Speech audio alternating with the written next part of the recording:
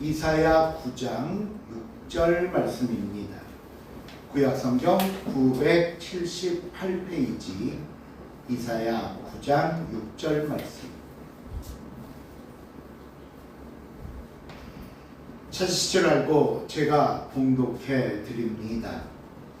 이는 한 아기가 우리에게 낳고 한 아들을 우리에게 주신 바 되었는데 그의 어깨에는 정사를 메었고 그의 이름은 기묘자라 모사라 전능하신 하나님이라 영존하시는 아버지라 평강의 왕이라 할 것이니라. 아멘.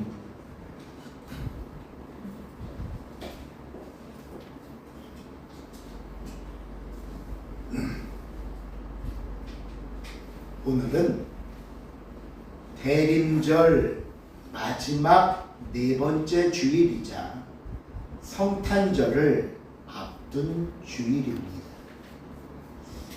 강단 앞에 성탄절을 맞아 기다리며 하나씩 밝혔던 촛불도 오늘로 모두 4개가 켜졌고요. 이제 이번 주 목요일이면 성탄 감사 예배를 통해 예수 그리스도의 탄생을 축하하고 감사하는 시간을 갖게 됩니다. 그런 의미에서 오늘은 평소 나누었던 엘리사의 말씀을 잠시 뒤로 하고 예수님의 탄생에 관한 말씀을 나누려고 하는데요. 요즘은 흔히들 예전만은 못하다라는 말들을 하듯이 예전에는 그래도 휘황찬란한 불빛, 거리에 울려 퍼지던 캐롤, 많은 것들이 있었지만 이제는 예전만 못한 것이 사실입니다. 하지만 그래도 성탄절이 되면 온 세상이 환한 불빛과 흥겨운 노래로 거리를 가득 메우는 것 또한 사실입니다. 하지만 세상의 이런 밝은 모습과는 다르게 예수님의 탄생을 예언했던 오늘 본문 이사야 선지자의 말씀과 본문의 배경은 그렇게 밝지만은 않다는 것을 우리가 깨닫게 됩니다. 왜 그런가? 그 이유는요, 오늘 이 본문이 기록될 당시 시대는 정치적으로나 영적으로 깊은 어둠 속에 있었던 시기였기 때문입니다. 그 배경을 잠시 살펴보면 먼저 정치적으로 이 특별히 남유다는요, 아수르, 세계사에서는 아시리아라고 나오는 아수르의 거대한 제국의 칼날 앞에 놓여 있었습니다. 잠시 지도를 보시면 제가 두 지도를 겹쳐놨는데 먼저 여러분 보실 때 왼쪽 위에 보시면 이렇게 빨간색 박스를 친 게 이스라엘 지역이고요. 오른쪽 좀 위에 파란색 박스를 친 게 여기 아수르라고 써 있는 아수르의 모습이었습니다. 그런데 이렇게 작던 아수르가 여기 아수르 제국의 흥망 그랬듯이 이 이사야 시대에 와서는 파란색 박스를 칠 정도로 강대해지고 영토를 넓혔고요. 그 뒤에는 역시 또 빨간색 박스를 칠 정도로 이집트를 비롯해 거의 이 일대를 차지하는 거대한 제국으로 발전하게 된 것입니다. 이렇듯 당시 고대 근동의 패권은 잔인하기로 유명했던 신아수르가 쥐고 있었습니다. 이때 북이스라엘과 아람은 아수르에 대항하기 위해 동맹을 맺고 남유다 아하스 왕에게 우리 함께 맞서 아수르에게 싸우자라고 전쟁에 함께할 것을 부탁합니다. 하지만 아하스가 거절하자 이스라엘과 아람은 오히려 연합군을 조직해서 남유다의 성읍인 예루살렘을 포위하게 되는 겁니다. 이 위기에서 하나님은 이사야 선지자를 통해 두려워하지 말라, 반드시 이길 거야 라고 말했지만 이 남유다 왕 아하스는 하나님을 믿고 의지하는 대신 앗수르를 의지하는 악수를 두게 됩니다. 그는 예루살렘 성전에 있던 바쳤던 은금까지 가져다가 앗수르에 바치면서 도움을 청했습니다. 그러면 그 결과가 어떻게 됐는가? 앗수르는요, 유다를 도와주는 척하고 들어와 북쪽에 있는 스불론과 납달리 땅을 짓밟고 사람들을 포로로 끌고 갔습니다. 그래서 오늘 본문을 담고 있는 이사야 9장 앞에 1절을 보시면 그 고통받던 자들, 흥함에 있던 자들이라는 표현이 바로 이 당시 앗수르에 의해 포로로 끌려갔던 사람들을 의미하는 겁니다. 결국 이로 인해 남유다는 앗수르의 속국이 되어버렸고요. 조공을 바쳐야 했고 늘 전쟁의 공포 속에 가득했던 정치적 상황이 되었습니다. 두 번째, 영적으로도 이들은 깊은 암흑 속에 갇혀 있었습니다. 이렇게 정치가 불안하고 경제가 무너지자 사람들은 하나님을 찾는 것이 아니라 미신을 찾기 시작합니다. 이사야 8장에 보면요, 백성들이 신접한 자, 마술사를 찾아가 앞날을 묻는 기괴한 죄를 벌이기 시작했고요. 심지어 이 아하스 왕은 이방의 환심을 사려고 예루살렘 성전 안에 이방 신전을 들여오는 죄를 지었고 자기 아들을 불 속에 던져 제사 지내는 인신 제사까지 드렸던 겁니다. 그러니 이런 당시 상황을 오늘 본문 이사야 9장 2절에 보면 흥함에 행하던 백성들, 사망의 해가 든 땅으로 설명했던 겁니다. 그런데 여러분, 이런 절망적인 사건 속에서, 이런 절망적인 상황 속에서 오늘 본문이 시작하는 6절 제일 처음 시작되는 말씀이 뭐라고요? 이는 한 아기가 우리에게서 낳고 한 아들을 우리에게 주신 바 되었다. 이런 상황에서 하나님은 한 아기, 한 아들을 우리에게 주셨다는 겁니다. 전쟁과 억압의 공포, 영적인 암흑 속에서 하나님이 제시하신 방법은 뭐다? 한 아기를 주시는 것입니다. 그러면 하나님께서 주신 한 아기는 도대체 누구기에 오늘 이렇게 어둡고 참담한 상황에서 방법이 되고 해답이 되는 것일까? 우리 오늘 본문 6절 말씀을 다시 한번 읽어보겠습니다.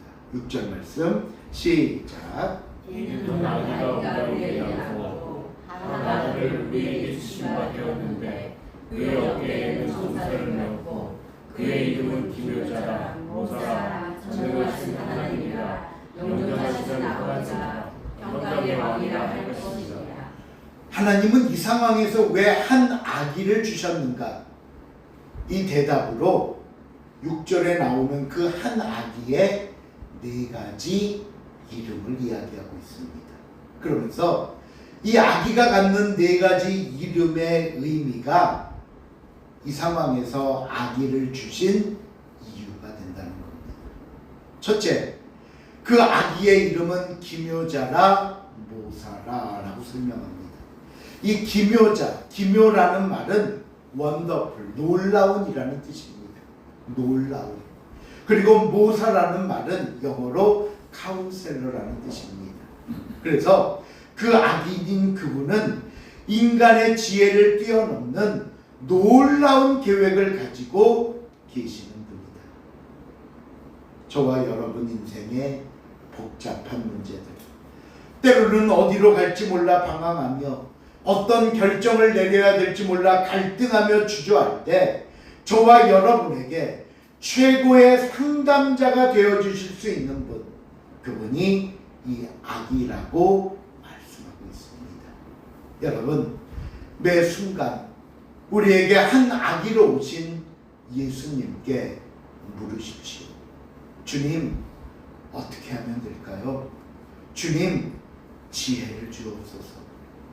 주님은 우리의 기대나 계획, 우리의 상상을 뛰어넘는 방법으로 길을 열어주실 것입니다. 이것이 우리가 믿고 기도하는 이유고요. 그러므로 한 아기가 나신 성탄절은 우리 인생에 정답이 오셨음을 소개하는 내용이기 때문입니다. 두 번째, 성경은 그 아기의 이름을 전능하신 하나님이라고 표현합니다. 예수님은 이 땅에 아기의 모습으로 오셨지만 그분은 하나님이십니다. 요한복음 1장 1절에 보니까요, 태초에 말씀이 계시니라. 그 말씀이 하나님과 함께 계셨으니 이 말씀은 곧 누구시니라? 하나님이시니라. 바로 말씀으로 표현한 예수 그리스도가 곧 하나님이라고 고백하고 있는 겁니다. 빌립보서 2장 6절과 7절의 말씀을 보면요, 그는 근본 하나님의 본체시나 하나님과 동등됨을 취할 것으로 여기지 아니하시고 오히려 자기를 비워 종의 형체를 가지사 사람들과 같이 되셨다라고 말합니다. 예수님의 근본은 하나님이십니다. 그 하나님께서, 그 하나님이신 예수님께서 자기를 비우고 사람들과 같이 되셨다. 결국 이 모든 말씀이 설명하는 것은 예수님은 곧 하나님이시라고 말씀합니다. 그런데 우리가 이 설명에서 한 가지 모순처럼 보이는 내용이 있습니다. 그게 뭐냐면요, 전능한 하나님이라는 설명과 악이라는 설명이 서로 뭔가 연결되는 것 같이 않아 보이기 때문입니다. 전능한 하나님, 뭔가 크고 위대한 느낌인데 악의는 연약합니다. 심지어 악의는요, 스스로 할 수 있는 것도 많지 않습니다. 그렇다면 전능하신 하나님이 왜 인간의 몸을 입고 오셨을까요? 그것도 한 아기의 모습으로 태어나신 이유가 무엇일까요? 저와 여러분을 구원하심은 힘에 있는 것이 아니라 사랑에 있다는 것을 가르쳐주기 위함입니다. 여러분, 하나님은 그렇게 연약한 모습으로 가장 낮은 자리에 오셨습니다. 왜 그런 줄 아십니까? 히브리서 2장 18절에 그 이유 중 하나를 설명하는데 같이 읽어봅니다. 시작. 그가 시험마다 고난을 당하셨은즉 시험 받은 자를 능히 도우실 수 있느니라. 그가 인간의 몸을 입고 이 땅에 오사 때로는 그 연약함으로 시험을 받고 고난을 받아 우리 인생의 연약함이 뭔지, 우리 인생의 시험이 뭔지, 우리 삶의 어려움이 무엇인지를 다 아셨은즉 시험받은 자들을 능히 뭐할 수 있느니라? 도우실 수 있느니라. 예. 하나님의 연약함이 저와 연약함을 알고 우리를 도우시기 때문입니다. 한 아기의 오심은 우리를 이해하시고 우리를 품으시며 우리를 도우신다는 약속의 성취가 되는 것입니다. 그러나 그분은 또한 전능하신 하나님이라고 말씀합니다. 우리의 구원을 완성하기 위해 인간의 몸을 입고 모진 조롱과 고통을 받으셨습니다. 저와 여러분의 죄를 대신하여 십자가에 달려 죽기도 했습니다. 그러나 여기서 끝난 것이 아니라 예수님은 사망 권세를 이기시고 부활하셨습니다. 세상에 그 누구도 이룰 수 없는 죄사함을 이루셨고 세상에 그 무엇으로도 이룰 수 없는 구원을 이루셨습니다. 이것이 예수님이 전능하신 하나님이심을 선포하며 증거하는 내용입니다. 그러므로 예수님은 전능하신 하나님으로 저와 여러분의 구주가 되시는 겁니다. 세 번째, 영존하시는 아버지라고 말씀합니다. 영원히 존재하신다. 이 말은 끝이 없음을 가리키는 말입니다. 예수님은 잠시 우리를 위로하다가 떠나는 분이 아니라 영원히 함께 하시는 분입니다. 그러기에 성탄은 예수님께서 우리에게 오셨고 우리를 위해 구원을 이루셨으며 지금도 하나님 보좌 우편에서 우리의 중보자가 되시는 영원한 아버지, 영원한 하나님이심을 가르쳐주는 말씀입니다. 그러므로 여러분, 저와 여러분이 혼자가 아니라는 사실을 여러분 잊지 마시기를 바랍니다. 그분은 영원히 우리와 함께 하십니다. 네 번째, 성경은 예수님의 이름을 평강의 왕이라고 말합니다. 아마 당시 이스라엘 백성들이 원했던 건 아수르를 물리칠 수 있는 강력한 힘이었을 겁니다. 강한 군사일 수도 있습니다. 그러나 주님이 다스리시는 곳에는 평화가 임합니다. 세상은 여전히 불안하고 혼란스럽지만 그 세상 속에서 저와 여러분의 삶과 마음 또한 때로는 염려와 두려움 속에 살고 있지만 예수 그리스도 안에 있는 사람은 환경을 넘어서는 평강을 누리게 된다는 겁니다. 이렇게 한 아기이신 예수님의 네 가지 이름을 통해 예수님의 성품을 이야기하고 나서 이어지는 다음 7절에서는 이 예수님이 다스리시는 통치를 설명하고 있는데 우리 7절 또 한번 읽어봅니다. 그 정사와 시작. 그 정사와 평강의 가운이 무궁하며 또 다윗의 왕자와 그의 나라에 불림하여 그 나라를 굳게 세우고 지금으로 영원히 정의와 공의로 세울 것이라. 만군의 여호와의 열심히 이를 이루시리라. 예수님은 어떤 분인가를 네 가지로 얘기하고 나서 그럼 예수님이 다스리는 나라는 무엇이 될 것인가? 첫째, 그 정사와 평강의 더함이 무궁하며 영원히 보존하실 것이라. 세상의 권력은 유한합니다. 아무리 강력한 힘과 권력으로 세상을 호령했던 제국도 시간 앞에 무너지고 맙니다. 하지만 예수 그리스도가 다스리는 나라는 영원합니다. 이것은 곧 저와 여러분을 다스리시고 우리를 인도하시는 예수님의 통치는 영원할 것임을 약속하는 말씀입니다. 주님은 영원하십니다. 두 번째, 그의 나라는 굳게 설 것이라고 말합니다. 세상은요 항상 우리를 공격했습니다. 사탄은 어느 시대를 막론하고 교회를 핍박했고 성도를 무너뜨리려고 했습니다. 하지만 오늘까지 하나님의 나라는 견고합니다. 교회는 세상에서 하나님을 예배하고 예수 그리스도의 복음을 전파합니다. 성도는 하나님의 은혜와 보호 아래 그 자녀됨의 축복을 누리며 살고 있습니다. 여러분, 예수 그리스도가 다스리는 나라는 견고하고 굳세어서 세상에 그 누구도 교회와 성도를 무너뜨리거나 없애지 못한다는 사실을 여러분 잊지 마시기를 바랍니다. 세 번째로, 주님이 다스리는 나라는 정의와 공의의 통치입니다. 세상에는 참 많은 부정부패가 있습니다. 때로는 권력만 잡으면, 때로는 힘만 있으면 마치 힘이 진리가 되고 권력이 정답처럼 되어버린 세상입니다. 하지만 예수 그리스도가 다스리는 나라는 그렇지 않답니다. 아모스 선지자가 외친 말씀이 있습니다. 아모스 5장 24절 한번 읽어볼까요? 시작.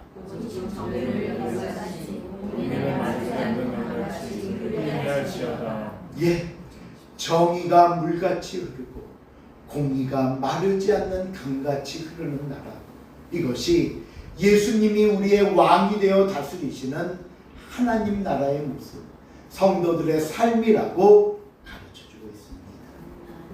그런데 이렇게 예수님의 이름과 통치를 말씀하고 나서 마지막 한 가지 중요한 약속처럼 주시는 말씀이 있는데 그게 뭔가 하면요, 7절 마지막 하반절을 보세요.